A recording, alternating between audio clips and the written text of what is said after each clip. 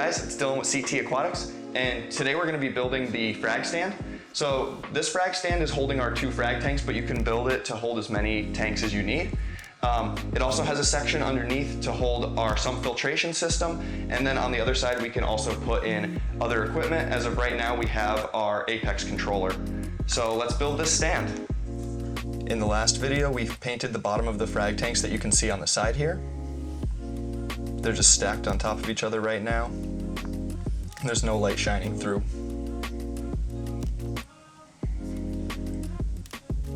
So these are both ready to go. And now you can start following along with the stand build. I forgot to record the beginning, so from this point we have 2 frames, one on the bottom and one on the top. We're going to need to add some more legs and more supports across. So they're just simple 2x4s, and I just built 2 square frames with 2 screws going into the end, a simple butt joint.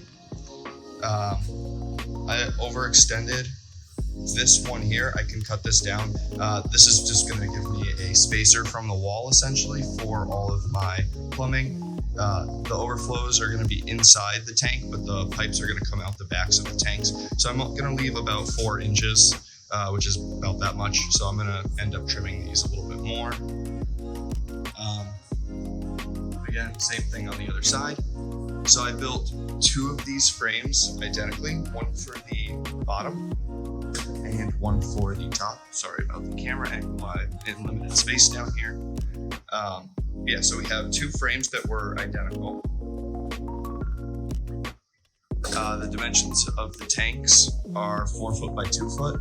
So my stand is actually 8'3" by 2 feet, with the extension is currently 8 inches long off the back. So this will give me 3 inches of space between the 2 tanks. That's the 8'3". I chose that dimension just because it was easy. I didn't have to cut the 2x4s for the long part of the frame. And then I just used the 2x4 on the edge to extend it, the distance of the 2x4, which is 1.5 inches. So that's why it's 8'3", because there's one on each end. For the legs, we want 2 2x4s to support each corner, and I have it so that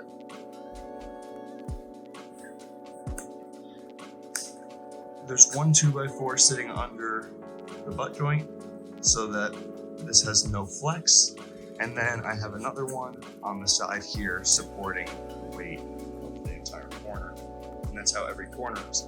In order to get this in place, I put another piece on the inside of the corner, which I just call a guide piece. So the guide gets screwed to your top frame, and you have it inset down about 1/4 inch, 1/2 inch, it doesn't matter. This is not holding any weight. It's just there to, it holds the stand together, but it doesn't hold any weight. The weight gets transferred through the legs on the outside. So you want this sitting down. It can be sitting down, half the 2x4. I just leave it down about 1/4 inch so that it doesn't interfere with the piece of plywood that goes on the top. You definitely don't want it sticking up, but flush or down is okay. So I just attach that to all 4 corners, and then I stand it up inside the bottom frame that I have on the ground. And then I cut all of my legs, making sure that they're exactly the same length. And then I just kind of lift the top frame with the guides attached to it up when I put my legs in. The legs will determine the actual distance between the top frame and the bottom frame. So as long as those are the correct length and they're all identical, it will make sure that you have a level stand.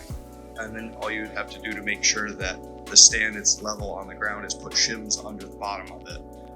But that will ensure that the whole stand is square and level. So we're going to add 2 more legs just because this is an 8-foot long stand.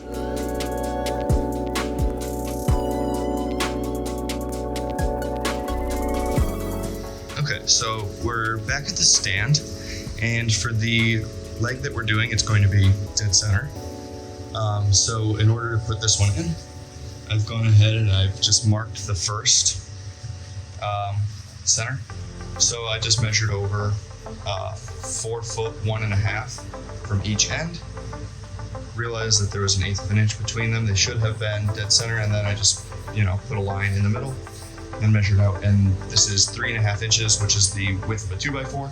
So this is the top line where my guide is going to go.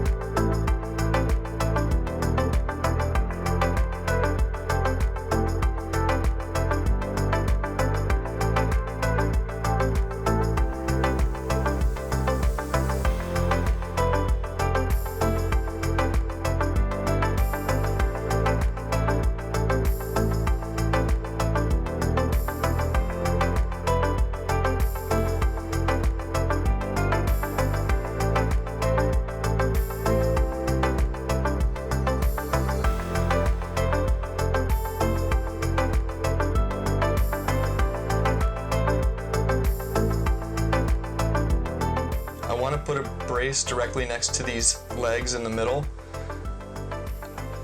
These are the center supports, and there will be a brace on each side, and that's where the tanks are going to sit, so they'll support the tanks. And then I'll probably add 2 braces on each side as well, just to keep the middle of the stand from bowing. The bottom's going to be a little bit different.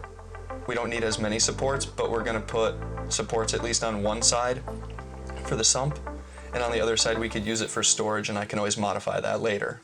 So the tanks are going to be sitting from the edge to the middle, and there's going to be a piece of plywood on top as well.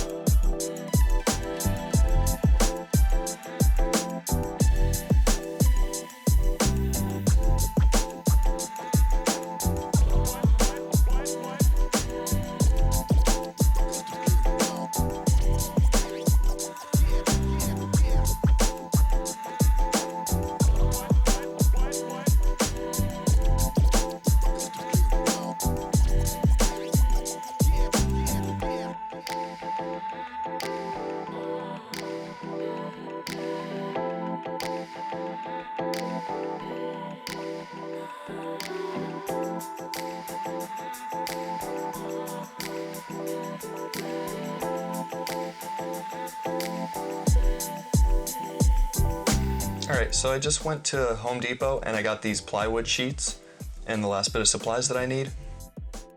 My goal for today is to get the water into the tanks. The last thing that I got is 3 pieces of this pre-cut plywood. It's already cut to the size of the tanks, so I didn't need to cut anything. These fit in my car a lot easier than full sheets of plywood. There's a little bit of a gap in between, but I'm going to use that to run wires.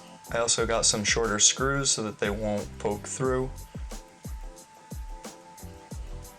They're 1 1/4 inch decking screws.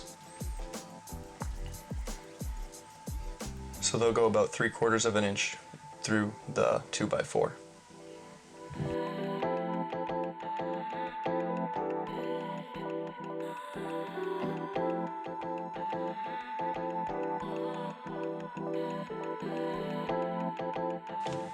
This should be level already. I can sit on it, and it's strong.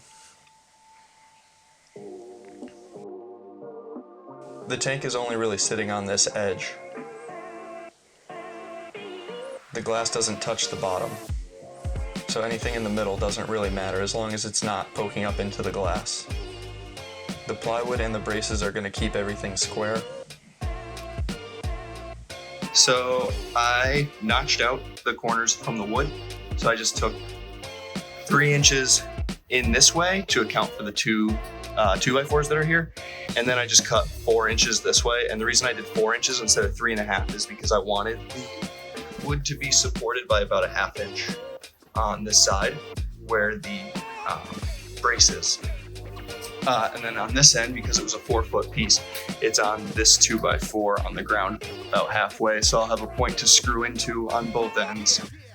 And then the sump will fit pretty much right between those 2 points.